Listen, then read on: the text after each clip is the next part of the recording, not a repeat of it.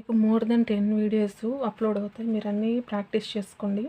రేపటి videos 5 videos, ఈరోజు videos మొత్తం కలిపి ఈరోజు అప్లోడ్ చేస్తాను. సో అవసరమైన చోట కొన్ని చోట్ల మాత్రమే ట్రిక్ రాశాను.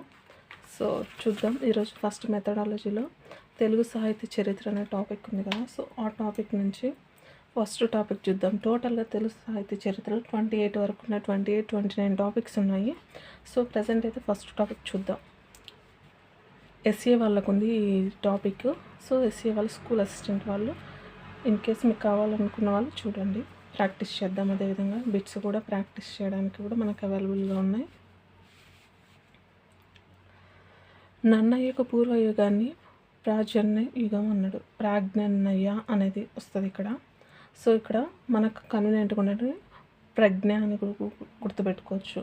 సో ఇది ఎవరికి ముందు ఉన్న యుగం అంటే నన్నయ్యకు ముందు ఉన్న యుగాన్ని ఏమన్నారు? ఆ యుగం అన్నారు. ప్రజ్ఞా యుగం లేదా ప్రాజ్ఞన్నయ్య యుగం అన్నారు. సో ఇది వచ్చేసి ఎప్పటి నుంచి అంటే ఈ టైమింగ్ వచ్చేసి 200 నుంచి, క్రీస్తుకు పూర్వం 200 నుంచి క్రీస్తు శకం 1000 దానికి మధ్య ఉన్న కాలాన్ని ఏమన్నారు? ప్రాచీన యుగం అన్నారు. సో ఇందులో మనకు చదవాల్సిన ఇంపార్టెంట్ ఏంటంటే కొన్ని శాసనాలు ఉన్నాయి. ఆ శాసనాలు ఇంపార్టెంట్. ఇక్కడ తెలుగులో తొలి గద్య శాసనం అంటే శాసనంలో గద్య శాసనాలు కూడా ఉన్నాయి. అది ఏంటిదంట 575. చూడండి, ఎటు తిప్పి చదివినా కానీ 575 వస్తుంది. ఇది ఎక్కడ వేశారంటే కడప జిల్లా కమలాపురంలోని ఎక్కడ ఎర్రగుడిపాడు శాసనం. దాని పేరేంటి? ఎర్రగుడిపాడు. నెక్స్ట్ తొలి తెలుగు పద్య శాసనం. సో గద్యము పద్యం రెండు ఉంటాయి కదా. సో పద్యాన్ని వచ్చేసి 848, పద్యం వచ్చేసి 8 అని గుర్తుపెట్టుకోండి, గద్యం వచ్చేసి 5 అని గుర్తుపెట్టుకోండి. గద్ద వచ్చేసి 5, పద్యం వచ్చేసి 8 అని గుర్తుపెట్టుకోండి. సో ఇది ఎక్కడ వేసారు? పద్యం వచ్చేసి పండరంగడి అనే ప్లేస్, అద్దంకి శాసనం. దీని పేరేంటి? అద్దంకి శాసనం. ఆ పీరియడ్ టైమ్ ఆఫ్లోది. తొట్ట అని ఇచ్చాడు ఇక్కడ. తొట్ట తొలి గద్య శాసనాన్ని ఎరుకల్ ముతర, ఇక్కడ ముత్తు అయితే ఇక్కడ తావత్తు కొంచెం మిస్ అయింది, చూసుకోండి. ఎరుకల్ ముత్తురాజు వేయించాడు. సో ఇక తొట్ట తొలి గద్య శాస్త్రం వేసింది ఎవరు? ఎరుకల్ ముత్తురాజు. సో ఇక్కడ పద్యశాస్త్రం వేసింది ఎవరు? అద్దంకి శాస్త్రం కదా. దాంట్లో ఏముందంట? తర్వోజు ఛందస్సు ఉందంట. దాంట్లో తరవోజ ఛందస్సు చాలా డిఫరెంట్గా ఉంది. గుర్తుపెట్టుకోవడానికి ట్రై చేయండి, ప్రాక్టీస్ చేయండి ఎక్కువగా. సో ఈ టైంలో ఈ ప్రాజ్ఞాన ఉంది కదా యుగం, ప్రజ్ఞా యుగం లేదా ప్రాజ్ఞాన యుగానికి సంబంధించిన ఇన్ఫర్మేషన్ అంతా మనకు ఎక్స్ప్లెనేషన్ చేస్తుంది ఎవరంటే ఉదాహరణలతో. ఈయన పేరేంటి? భూతరాజు రాధాకృష్ణ అని ఆయన, ఆర్కే రాధాకృష్ణ అని ఆయన ఎక్స్ప్లెయిన్ చేస్తాడు. శాసనాలను ప్రేమలేఖలుగా చదివిన వ్యక్తి ఎవరంటే మల్లంపల్లి సోమశేఖర శర్మ. ఇక్కడ ఏ విధంగా గుర్తుపెట్టుకుంటారంటే శాసనం వచ్చేసి శర్మ అనే వ్యక్తి, అది వచ్చేసి ఏం చేశాడు? ప్రేమలేఖగా చదివిండని గుర్తుపెట్టుకోండి. నెక్స్ట్ పొట్లదుర్తి మాలపాడు శాసనం అనేది ఉంటుంది. అది వేసింది ఎవరంటే రేనాటి చోళ పుణ్యకుమారుడు అనే వ్యక్తి వేసింది. ఎక్కడ ఏ ఇయర్లో అంటే 625 నుంచి 650. సో ఇక్కడ చూడు 25, 50 అని వచ్చింది. 6 ఇస్ ద కామన్. ఇది వేసింది ఎప్పుడు? క్రీస్తు శకం. ద్రావిడ భాషల గల ప్రత్యేక వర్ణం. ఇది చూడడానికి బండిరాలాగా ఉంది, బట్ కొంచెం డిఫరెంట్గా ఉంది. చూడండి, దీన్ని ఇంగ్లీష్లో ఏమంటారు? ZHS అనేది అనమాట. సో అది ఇంపార్టెంట్, గుర్తుపెట్టుకోండి. శాసనాలలో శార్దూల ఛందస్సులో పద్యాలు కనపడవు. సో ఛందస్సులోని శార్దూలంలో పద్యాలు అనేవి శాసనాల్లో మనకి కనపడం. శాసనం శార్దూలం ఉండదు, శాసనాల్లో శాత వచ్చేది, ఛందస్సు ఉండదని గుర్తుపెట్టుకోండి.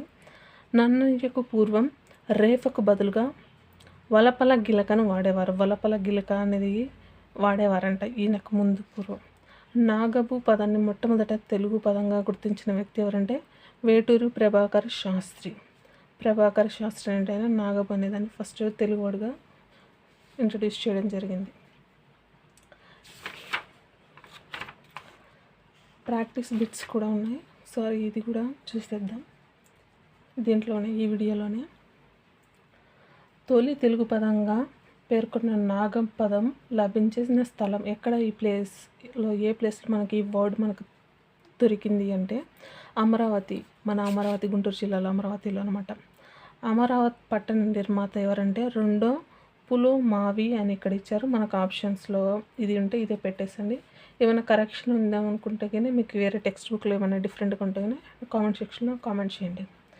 అమరావతి గారు పేరు పెట్టింది ఎవరంటే వాసిరెడ్డి వెంకటాద్రి నాయుడు. అమరావతి వాసిరెడ్డి వెంకటాద్రి నాయుడు అని పేరు పెట్టాడు అనమాట అమరావతికి. శాసన భాషలో బహువచన ప్రత్యయాలు అన్న ఇక్కడ ఇచ్చాడు. సో ఏంటంటే అలా లు ఇక్కడ చూడండి 2 లాలు కూడా బహువచన ప్రత్యయాలు అనేది కూడా గుర్తుపెట్టుకుని ఇండైరెక్ట్ క్వశ్చన్ అడిగిన ఛాన్సెస్ ఉంది.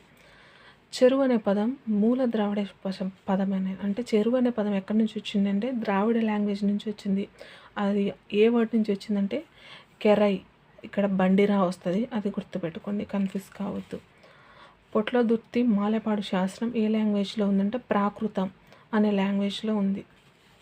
మొట్టమొదటి పద్య శాసనాన్ని వేయించింది ఎవరు? పండరంగడు. అక్కడ పండరంగడు హిజ్ నేమ్.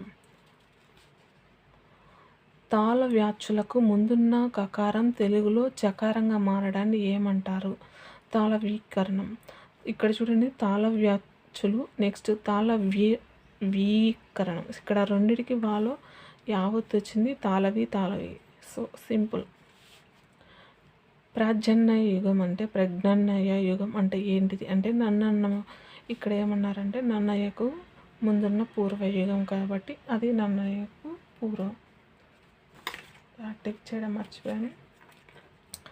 నన్నయ్యకు పూర్వయుగం, పూర్వం అంటే ముందు అని. సో నన్నయ్య కంటే ముందున్న యుగాన్ని ఏమంటారు? సో ప్రాజ్ఞన్నయ యుగం లేదా ప్రజ్ఞ అని గుర్తుపెట్టుకోండి సింపుల్గా. సాహిత్య చరిత్ర పరిశోధనలకు దృష్ట్యా ప్రాజ్ఞన్నయ యుగం సుమారుగా ఎప్పటి నుంచి ఉంది అని అంటే ఇక్కడ మనకు స్టార్టింగ్లోనే చదివాం. 200 అనే ఆప్షన్ అన్నిటిలో ఉంది, బట్ మనకి ఇక్కడ ఏది లెంత్ ఎక్కువ ఉంటే అది తీసుకోండి. 200 నుంచి 1000 వరకు, క్రీస్తు పూర్వం 200 నుంచి క్రీస్తు శకం 1000 మధ్య కాలాన్ని. ప్రాజ్ఞన్నయ యుగ శాసన సభ భాషలో దేశీయ వర్ణాల సంఖ్య. ఇక్కడ చూడండి ఈ టైంలో శాసనసభలో దేశీయ వర్ణాల సంఖ్య, వర్ణము అంటే గుర్తుంది కదా, సో ఏంటంట 33 అని గుర్తుపెట్టుకోండి.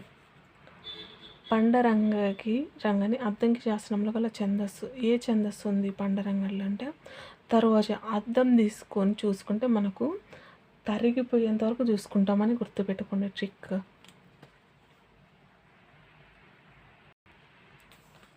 So last and final bit వచ్చేసి శాసనాల్లో కనిపించని ఛందస్సు అంటే షాతును స్టార్ట్ అవుతుందని చెప్పాను కదా, శార్దులం అనేది కనిపించదు. ఇంతటితో తెలుగు సాహిత్య చరిత్రలోని ఫస్ట్ టాపిక్ కంప్లీట్ అయిపోయింది. అండ్ అదేవిధంగా నెక్స్ట్ టాపిక్ వచ్చేసి నన్నయ్య యుగ సాహిత్యం అనేది నెక్స్ట్ మెథడాలజీలో మనం చూడాలి.